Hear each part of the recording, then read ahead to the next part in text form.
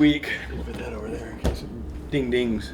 Alrighty, ready to do this? Yep. Alright. Opening thoughts ahead of our duel against UNI. Well, first off, to back up just a little bit, had a great weekend against West Virginia. Really liked the energy there. I think we had the official count was about 48 or 4,900 people. So obviously we want to challenge all those people and more to come out this weekend, but I thought we had good energy. I think when you look at a match like MJ Gaitan's pin, it's amazing how 5,000 wrestling fans can get loud. So as we go forward today, obviously UNI is the next date on the schedule, and we always have a lot of fun with UNI, and I'll have a little fun with UNI and their staff and their team. Somebody we really respect, but I know Coach Schwab's been out pushing the match a lot. Anytime you get two Division I schools, and we're fortunate because we do get to wrestle Iowa and UNI.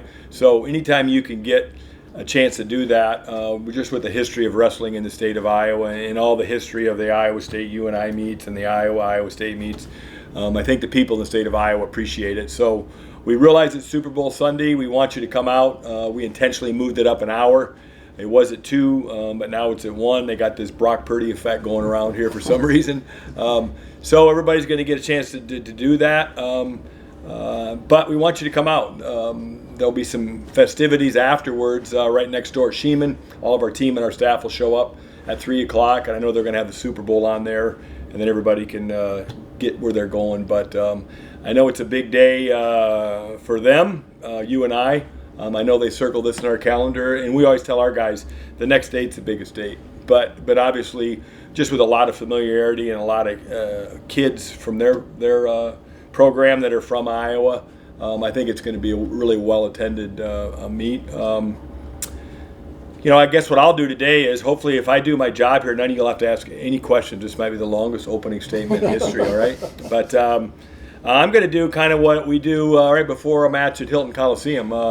I go up to Johnny's. I have a weigh-in sheet. Johnny's is our sports bar within Hilton Coliseum. And 30 minutes before the match starts, I go over the lineups. And I'm going to do that today because we do have a lot of Iowa kids there. I'm going to shout out to a lot of programs. So it'll be a little bit different. I won't pick on Coach Schwab quite as much. I still do plan a little bit. I still have this in the back of my archives here. That'll never, ever go away.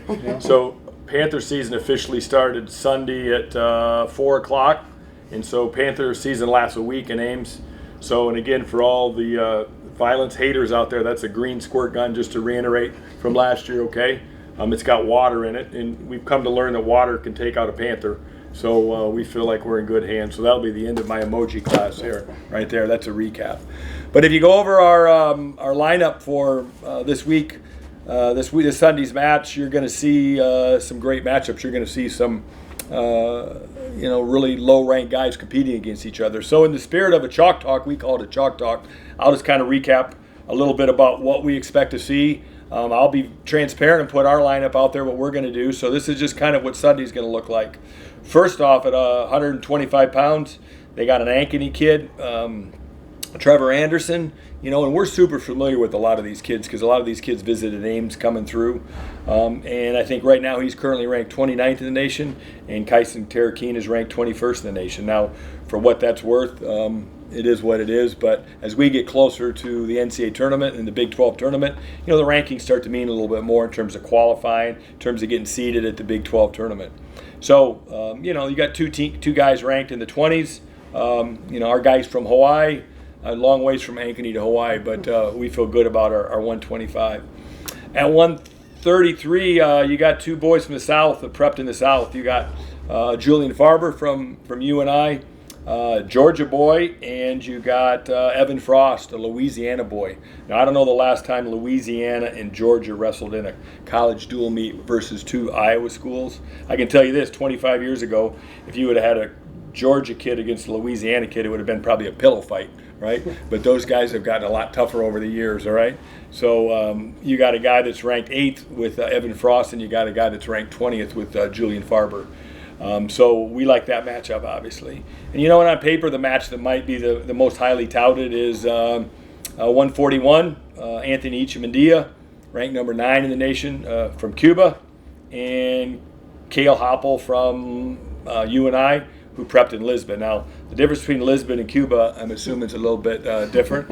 Happel grew up in a wrestling family. I've known his dad, his mom. His mom is probably the toughest Happel of all of them because she had 9 kids, and Dean kept her literally, I think, barefoot and pregnant the first 20 years of their marriage. So he comes from a tough family, and they named him Kale. So I figure, you know what, there's a reason the dude's ranked 6th in the nation right now, and that's what he is. So we lost a match to him in Vegas, so I know our guy's really excited to wrestle him, all right? At 149, I don't know for sure who they're going to throw out there. Listed a couple guys. A guy from West Sioux High School, Allard, and I think his first name's Adam. And then I can't even pronounce the other guy's name from Don Bosco. I think it's Ravinardi. Did I do that right? All right. So both 2 tough guys, but not ranked right now. And obviously we think our guy's trending quite a bit. Prepped in Michigan, and Casey Swiderski at 149. At 157, that might be the second matchup of really highly ranked guys. They're both right around 10 to 12. I think Flo's got Chittum at 9. Chittum hails from Cleveland, Tennessee. As you saw in his interview, he's a little different, a little country, a little different. And Ryder Downey, who's really had a great year. 2 freshmen, who I think they've got him ranked 13th right now. He's from Indianola High School. Indianola High School is doing a great job right now. I think they just didn't win or first or second, along with Don Bosco in the Iowa dual meet states. So I can tell you, if you show up just to see 141 and 165, I'm going to sound like a salesman here, you're going to enjoy Sunday. And then we get to 165, we get another Georgia boy, I think R.J. Weston, and he has the unfortunate circumstances of drawing David Carr. So he might wish he was in Georgia on Sunday about 1 o'clock, but he's not going to be. He's going to be in Ames. So he's got David Carr, and I think we know a lot about David Carr here. So then we get to 174, and then you got a kind of a fairly high-ranked match against 2 ranked guys with MJ Gaitan, who right now they've got him ranked 22nd.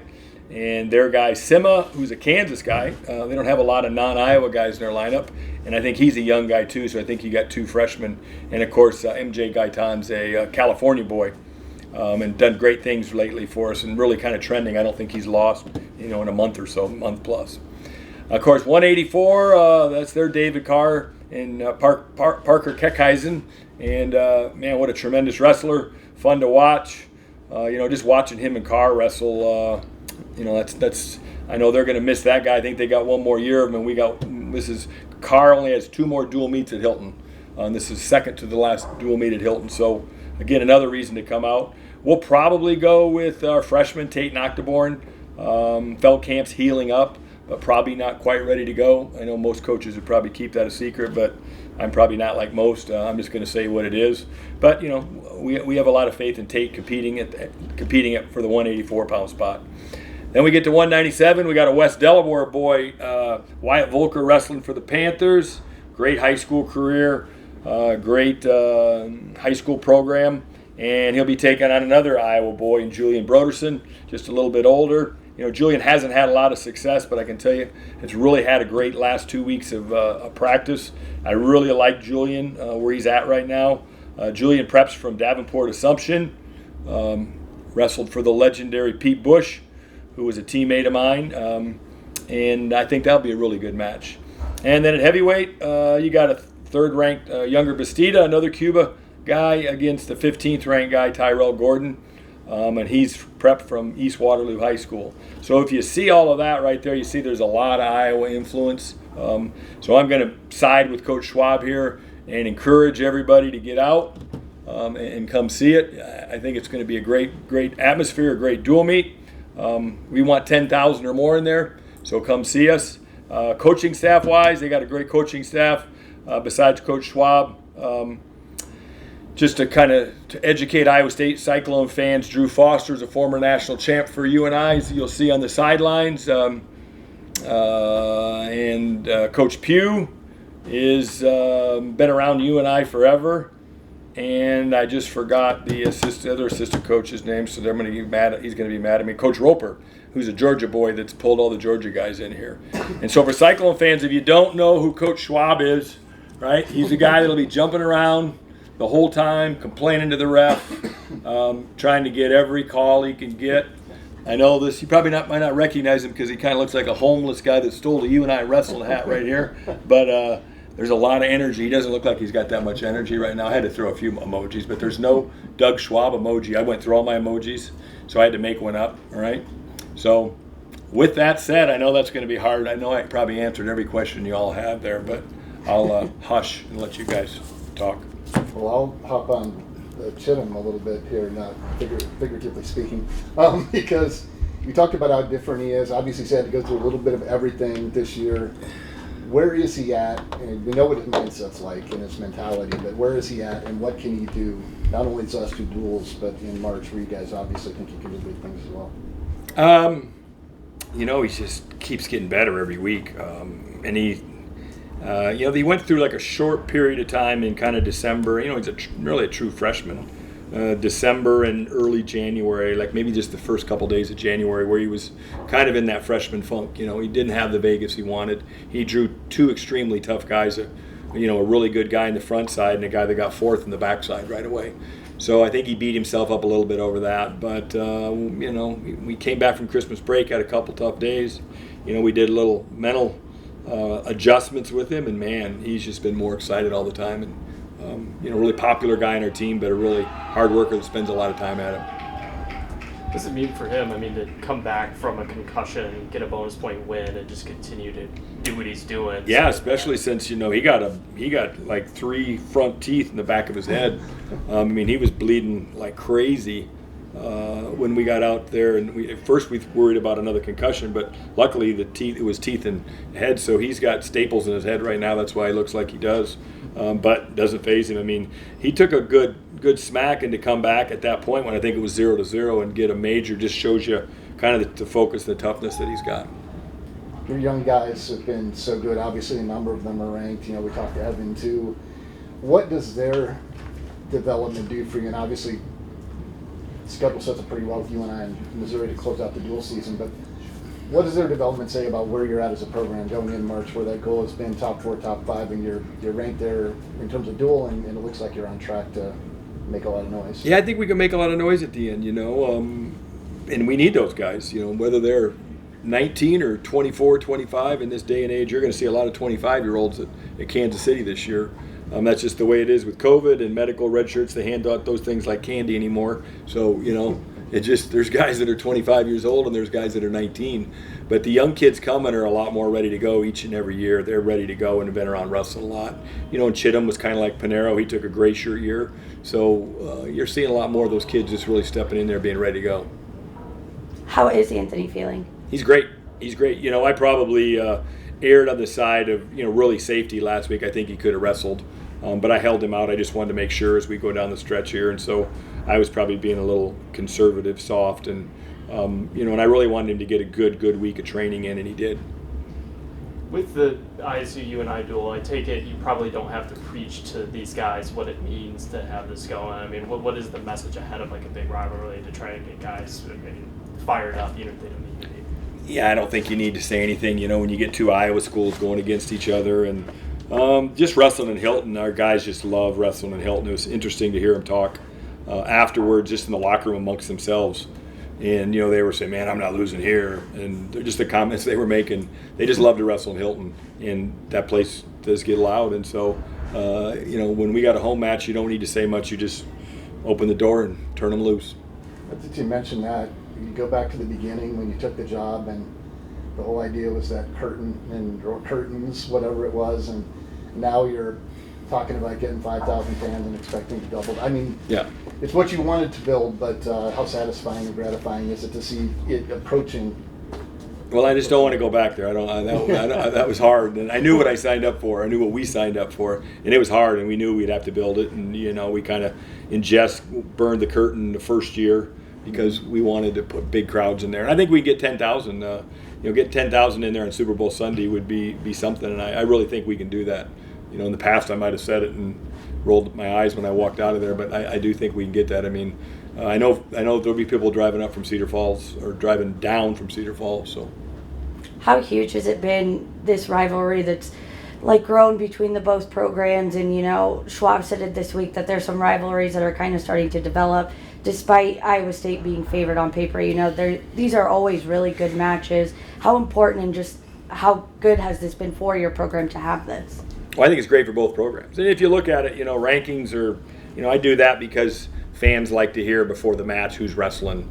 And then they can go sit down and say, well, Coach Dresser said 141 was going to be a really good match. And then I either look like a genius or an idiot.